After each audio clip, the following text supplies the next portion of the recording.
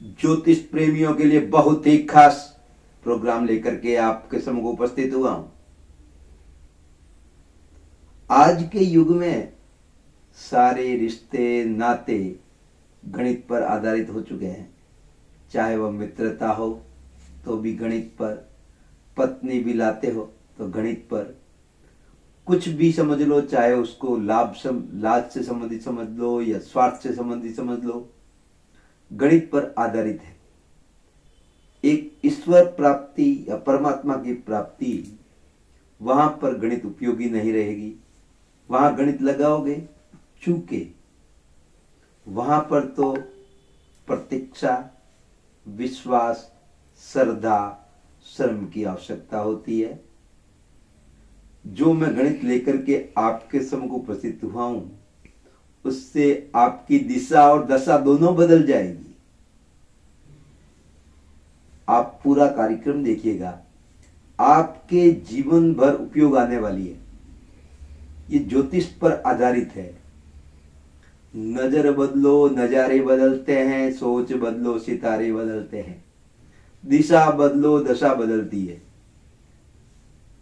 मैंने हमेशा से ही देखा है, ज्योतिष जी आपको वही रत्न पहनाते हैं।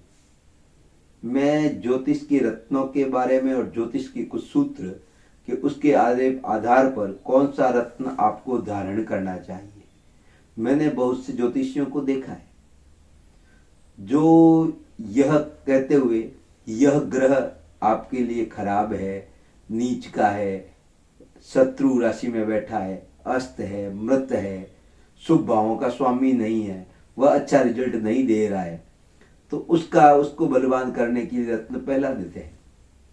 उसको बलवान करने से क्या लाभ भैया? मेरा तो दूसरा उद्देश्य है। कौन सा रत्न कौन से भाव का स्वामी है, यह पढ़ने के लिए बताऊंगा मैं आपको, और एक विशेष गुरु मंत्र भी दूंगा जो वीडियो के अंत में लास्ट समय पर होगा। आप देखिएगा अवश्य। जो हमारे जन्म कुंडली में सबसे अच्छा ग्रह है, जो अच्छे भावों का स्वामी है, अच्छे स्थान पे है, सोगरी वगैरह है, जो अच्छा परिणाम हमको दे रहा है, उसको और बलवान बनाइए। तो जो अच्छा है वह तो आपको और लाभ करवाएगा। जो अच्छे भाव का स्वामी नहीं, उसका पहनने से क्या भाव लाभ? और भाग्य को बदलने के लिए, भाग्य का सहयोग प्राप्त करने के लिए से कौन सा रत्न धारण करना चाहिए, संतान प्राप्ति या शिक्षा प्राप्ति के लिए कौन सा रत्न पहनना चाहिए, आपके विचार, आपका व्यक्तित्व, आपकी सोच, आपका स्वास्थ्य, इसके लिए कौन सा रत्न पहनना चाहिए, आपकी पत्रिका में यह तीनों कौन कौन से श्रेष्ठ हैं, इसके बारे में बताऊंगा मैं आपको। मेरे साथ बने रहना। आपकी रुचि है ज्योतिष में तो यह आपके लिए बहुत ही अच्छा प्रोग्राम रहने वाला है। अच्छा लगे तो शेयर भी करिएगा, मेरे लिए नहीं, आप स्वयं के लिए। जो आप देते हैं दूसरों को, वही तो लौटकर आपके पास आता है। तो मित्रों को, अपने रिश्तेदारों की ये अच्छी बात बताओगे तो वह आपको आशीर्वाद या आशीष देगा, तो आपके कार्य फलीभूत होंगे। अच्छा लग जाए तो पूरा देखना, वरना स्किप करके अंत में जो मैंने गुरु मंत्र दिया है वह तो अवश्य देखना, जीवन भर आपके लिए उपयोगी रहने वाला है। मैं ज्योतिष की ऐसी बातें बताऊंगा जो आपके मन को भा जाए। कुछ तो सामान्य सी बातें हैं और कुछ बहुत ही विशेष है। जो ज्योतिष प्रेमी है उनके लिए तो बहुत ही अच्छी बात है। हो सकता है दूसरे जिनको ज्योतिष की जानकारी नहीं है उनको थोड़ा सी मेरी बात समझ में। सूर्य, चंद्र आदि सब ग्रह जहां जिस भाव में बैठते हैं, वहां से अपनी सातवीं राशि को पूर्ण दृष्टि से देखते हैं। ये सभी ग्रह की स्थिति है, लेकिन इनमें भी कुछ ग्रहों को कुछ अधिक दृष्टियां उपलब्ध है। सप्तम के अतिरिक्त जैसे न्यायाधीश शनिदेव हैं, उनको तृतीय और दशम की एक्स्ट्रा स्थिति दृष्टियां उपलब्ध है। देवगुरु बृहस्पति को सप्तम के अतिरिक्त नवम और पंचम पूर्ण दृष्टियां उपलब्ध है। सेनापति मंगल देव जी को सप्तम के अतिरिक्त चतुर्थ और अष्टम को पूर्ण दृष्टि से देखते हैं। और कुछ दृष्टियां आदि, पाव, पौन इस तरीके से है, उनका वैसे विशेष महत्व नहीं है। और कुछ बातें आपको समझ लेनी चाहिए। सूत्र भी है, ग्रह खला खला नात्र सौम्य सौम्य कदाचन तत्त स्थानुसारेण भवन्ति खला शुभा शुभा खलस्तथा बोध्या तन्निमत्यो शृणु केन्द्राधिपतयः पापा भवन्ति यत शुभा यत शुभा पापस्तथा बोध्या लाचोत्तरोत्तरा। इस प्रकार से इन सूत्रों को समझ लेना चाहिए। पाराशर के अनुसार कौन कौन से ग्रहों के स्वामी शुभ है, कौन कौन से पापी, एक बार शुभ और पाप का आपको जानकारी हो जाए तो इसका फलादेश करना आसान हो जाता है। शुभ और पाप का भी उतना महत्व नहीं है जितना भावादीप होने के कारण शुभत्व पापत्व का। ज्योतिषकर्ता कहते हैं जो खल यानी कि दुष्ट या पापी ग्रह हैं वे यहां, अर्थात इस विचार से आवश्यक रूप से खल ही हो ऐसा नहीं है। शनि, मंगल, सूर्य, पाप युक्त बुध, क्षीण चंद्रमा नैसर्गिक रूप से पापी अथवा खल ही माने गए हैं ऐसा नहीं है। बहुत से लोग सूर्य को क्रूर कहते हैं, पापी नहीं। एक सामान्य समझने की वाली बात है। ग्रह पापी की संज्ञा में आते हैं। साधारण रूप से राहु केतु को भी तो पापी माना जाता है, लेकिन यहां पर इन दोनों को मैंने नहीं लिया क्योंकि भावादीप वश शुभत्व पापत्व की विवेचना हो नहीं सकती। राहु केतु किसी के स्वामी नहीं, राहु केतु किसी राशि का एकाधिक आधिपत्य नहीं करते। विशेष तौर से राहु केतु भावेश या भावादीप होने के कारण यहां उसकी चर्चा नहीं हो सकती। नैसर्गिक पाप वर्ग में राहु केतु को न लेकर के शनि मंगल आदि को गिनाया जाए। यदि नैसर्गिक पापी शुभ भवन घर के स्वामी हो तो वहां शुभ ही गिना जाएगा, उसकी दशा का फल शुभ ही कहा जाएगा। यह आवश्यक नहीं। शुभ ग्रह शुभ ही हो।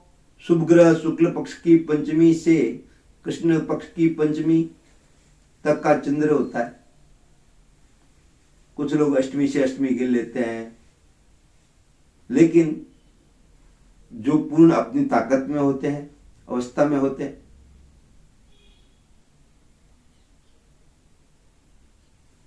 बृहस्पति नैसर्गिक शुभ ग्रह है, यह आवश्यक नहीं वह शुभ ही हो कि किसी कुंडली में नैसर्गिक शुभ ग्रह शुभ स्थानों का स्वामी होगा तभी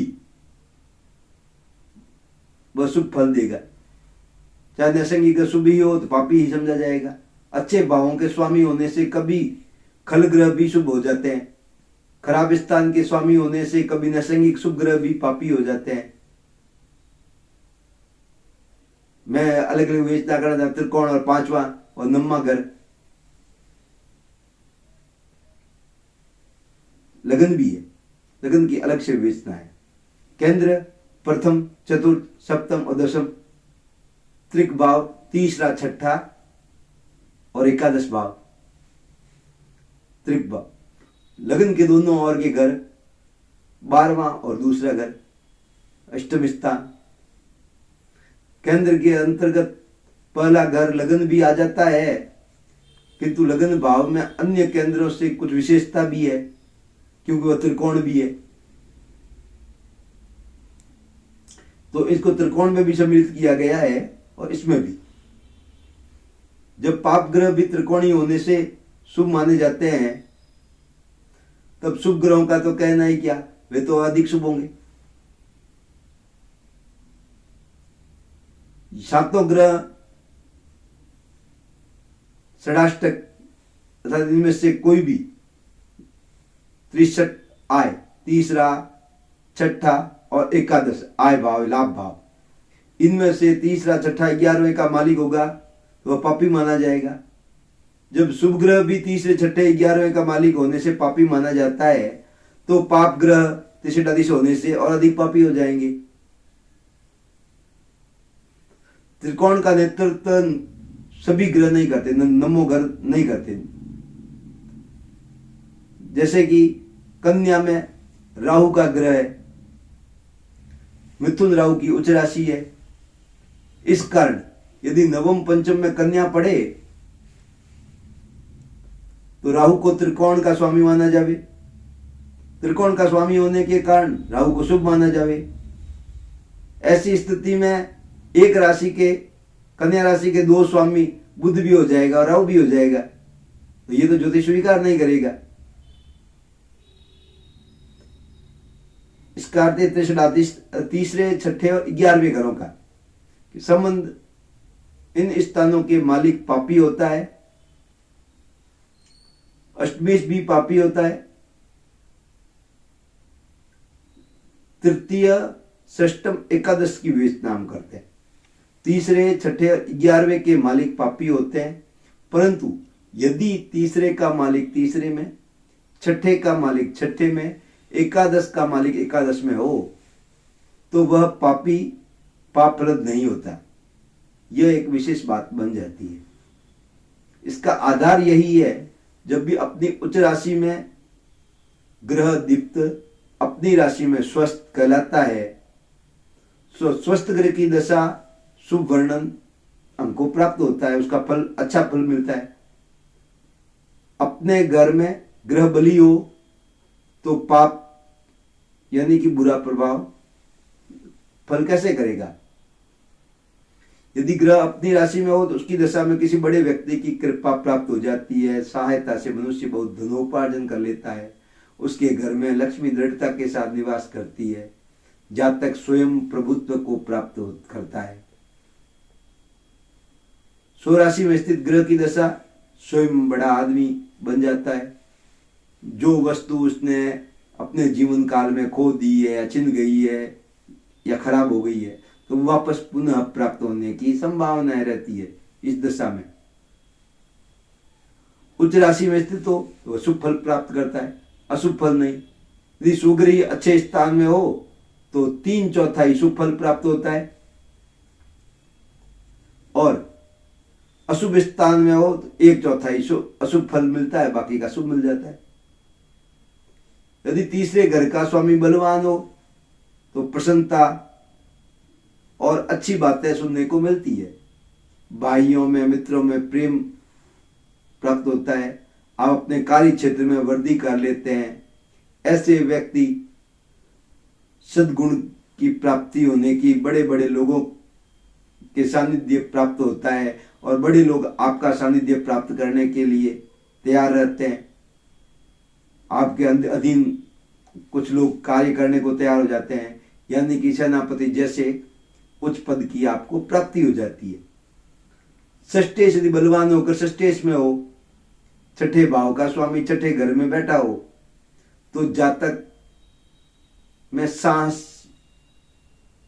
शत्रुओं पर विजय प्राप्त होती है, अति लक्ष्मीवान बन जाता है, उसका स्वास्थ्य सुंदर रहता है, स्वास्थ्य अच्छा रहता है, उसकी मनोदशा अच्छी हो जाती है, उसको कोई दबा सकने वाली स्थिति नहीं रहती। साथ में वह कुछ मेडिकल क्षेत्र है उसमें कुछ अच्छाइयां प्राप्त कर लेता है।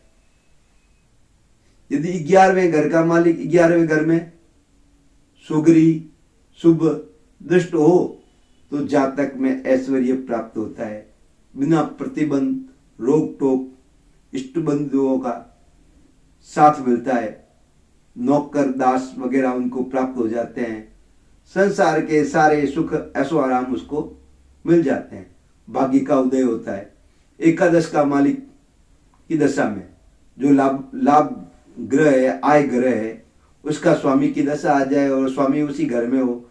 वैसे तो यहाँ पर कहा गया है कि पाप ग्रह भी यहाँ पर बैठे तो अच्छा परिणाम ही देते हैं। तृतीय में, षष्टेश में, एकादश में हो तो इन ग्रहों की पाप संज्ञा नहीं होती। अब केंद्राधिपतियों को ले लीजिए। सामान्य जो पापी समझे जाते हैं वे केंद्राधिपति होने से शुभ माने जाते हैं। जो सामान्य शुभ होते हैं अर्थात नैसर्गिक शुभ, वह केंद्राधिपति होने से पाप हो जाते हैं। लग्न की उपेक्षा चतुर्थेश बली है, चतुर्थेश की अपेक्षा सप्तमेश अधिक बली है, सप्तमेश से अधिक बली दशमेश होता है। इसी प्रकार त्रिकोणों में ले लो, पंचमेश से अधिक नवमेश, नवमेश से अधिक बली होता है। त्रिछठा आय, तीसरा छठा और आय उत्तरोत्तर आपस में एक दूसरे से अधिक बली हो जाते हैं। तृतीय से अधिक बली षष्टेश, षष्टेश से अधिक बली एकादशेश। अब मैं एक सामान्य उदाहरण सा बताऊं, जैसे मंगल यदि दशम का स्वामी हो, साथ ही अब जो रत्न पहनाने की बात आएगी उस पर जो दशम का स्वामी है मंगल, साथ ही साथ वह पंचम का भी स्वामी हो तो शुभ होता है। केवल दशमेश होने से शुभ नहीं होता। दशम में मंगल की राशि केवल कर्क लगन या कुंभ वाली कुंडलियों में ही हो सकती है। कर्क लगन वाली कुंडली में मंगल दशम और पंचम का स्वामी हो जाएगा, इसलिए शुभ है। पंचम त्रिकोण है और दशम केंद्र है, इन दोनों के शुभ ग्रहों का मालिक।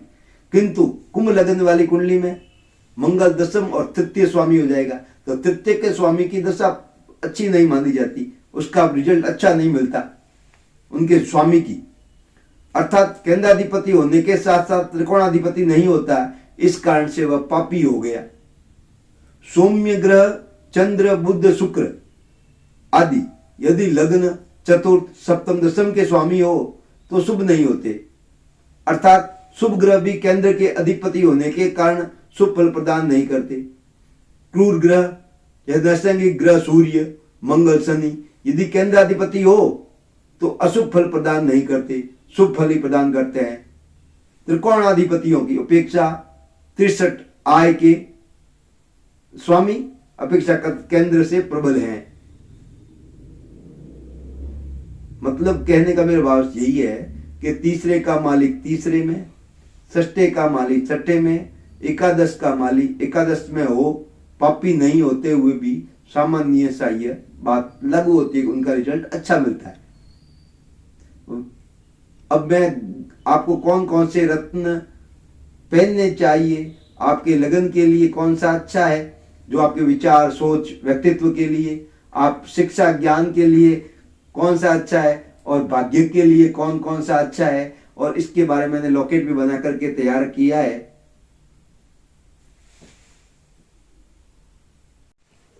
सिंह राशि और सिंह लगन वालों के लिए सूर्य लग्नेश है, फलतः केंद्र और त्रिकोण का मालिक, अति शुभ फल प्रदान करने वाला, बलवान होने पर राज्य से लाभ, राजयोग करवाने वाला, स्वास्थ्य यश प्रताप देने वाला, समाज में मान सम्मान दिलाने वाला। बलवान है तो आपको माणिक रत्न अवश्य धारण करना चाहिए,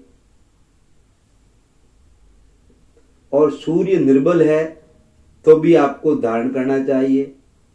निर्बल होने के कारण अल्प लाभ देगा और साथ में अपमान भी देगा, उसलिए माणिक रत्न धारण करने से आपका मान सम्मान बढ़ेगा। इसलिए माणिक रत्न आपको धारण करना चाहिए, सिंह राशि वाले के लिए, सिंह लगन वालों के लिए। दूसरा रत्न की मैं सलाह दूंगा लेकिन सबसे बेस्ट माणकी है। सेनापति मंगल देव सुख भाव और भाग्य के स्वामी होने से राजयोग कारक। मंगल सुख भाव और राज्य भाग्येश के मालिक होने से राजयोग करवाने वाले। और मंगल की दशा में आपको धन मान पद भाग्य का सुख मिलेगा। निर्बल होने पर सुख में कुछ कमी होगी। मंगल की अच्छी स्थिति होने पर मूंगा रत्न धारण आपको अवश्य करना चाहिए। दूसरे रत्न की सलाह दूंगा, मूंगा रत्न। और देवगुरु बृहस्पति के बारे में आपसे कहना चाहूंगा, आपके पंचम और अष्टम के स्वामी मूल त्रिकोण राशि धनु और पंचम में होने पर दशा अंतर्दशा में शुभत्व देगा। निर्बल होने पर आपको पुत्र की चिंता सताएगी। भाग्य को खराब करने वाला, पिता को कष्ट देने वाला, अनिष्ट की संभावना ज्यादा रह जाती है। देवगुरु बृहस्पति की स्थिति अच्छी होने पर पुखरा धारण करना चाहिए, लेकिन इस रत्न के धारण की से पहले आपको ज्योतिष की सलाह अवश्य लेनी चाहिए। किस स्थिति में, किस भाव में, किसके साथ विराजमान है, यह सब देखने के बाद ही पुखरा रत्न की सलाह दूंगा। 2 रत्न तो आप अवश्य धारण कर सकते हैं। अब मैं सलाह देना चाहूंगा, गुरु मंत्र जीवन में उपयोगी रहेगा हमेशा के लिए। जब आप कहीं पर भी कोई भी कार्य के लिए किसी के पास सलाह के लिए जाते हैं और जब वह सलाह आपको फर्स्ट बार जिस समय जाते हैं उस समय मिलती है, वह सलाह उसकी आत्मा से, उसके मन से, ईश्वर द्वारा प्रदत्त सलाह होती है। दूसरी बात, उस सलाह में कुछ मिलावट हो जाती है, चाहे वह स्वार्थ की हो, चाहे गणित की हो, चाहे अन्य और कोई कारण हो। इसलिए जिसके पास भी जाए, वह सलाह जो फर्स्ट बार आपको दी जाती है, वह सलाह आपके लिए लाभदायक और पूर्णता से शुभता लाने वाली होती है। यह आप जीवन में उतार लें, आपके लिए बहुत ही लाभकारी रहेगी। अब मैं आपसे आज्ञा लेना चाहता हूँ। मेरा यह कार्यक्रम आपको अच्छा लगा हो तो अपने और अपनों को सलाह शेयर करें अवश्य। और मैं एक सलाह देना चाहूँगा, आप रत्न कहीं से आपको मिल जाता है तो वहाँ से ले लेवे। और रत्न के बारे में जानकारी या आप हमारे कार्यालय से मंगाना चाहते हैं तो पूर्ण प्रमाणिकता के साथ सर्टिफाइड और सिद्ध किया हुआ हमारे विद्वान ब्राह्मणों द्वारा आपको उपलब्ध करवाया जाएगा। और अपनी पत्रिका के बारे में जानकारी चाहते हैं, नीचे दिए गए नंबरों पर आप हमारे कार्यालय में संपर्क कर सकते हैं। स्वस्थ रहें, मस्त रहें। नमस्कार।